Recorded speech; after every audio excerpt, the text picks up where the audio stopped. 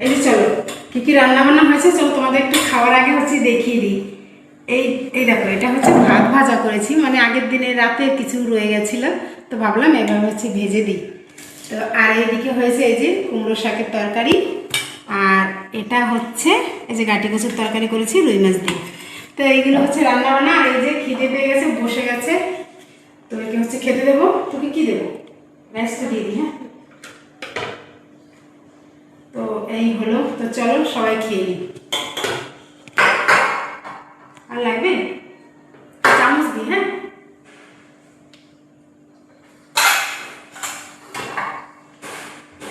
চামচ এই যেটা হচ্ছে, এটা হচ্ছে দিয়ে দিই। চলো না শুরু করতে, তুমি বসে পড়ো, তোমাকেও দিয়ে দিই, এটাই দিয়ে দিই। হ্যাঁ।